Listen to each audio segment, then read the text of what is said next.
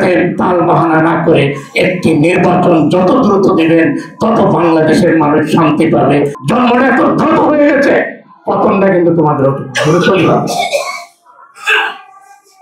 তাই আজকের যে সংকট, সুদূর নির্বাচনী সংকট, এই নির্বাচন নিয়ে আমাদের নেত্রী, আমাদের নেতা, আগামী দিনের রাষ্ট্রনায়ক জনাব তারেক রহমান দীর্ঘ 17 বছর যার নেতৃত্বে বাংলাদেশি মানুষ, আমরা জাতীয়তাবাদী কর্মীরা যে জেল জুলুম অত্যাচার, যে গুম খুনের অধিকারে আমরা যে অত্যাচারিত হয়েছে, শুধু একটি কারণ ছিল, সেটা হলো আমরা একটি গণতান্ত্রিক নির্বাচন চাই, একটি নিরপেক্ষ নির্বাচন চাই।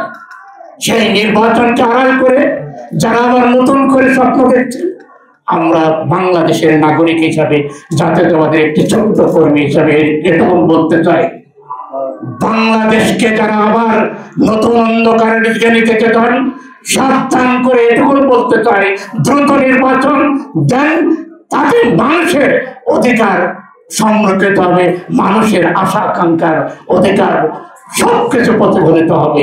এতে তাল বাহানা না করে একটি নির্বাচন যত দ্রুত দিবেন তত বাংলাদেশের মানুষ শান্তি পাবে, তৃপ্তি পাবে, আমরাও একটি সমৃদ্ধ বাংলাদেশ আগামী দিনে পাবো।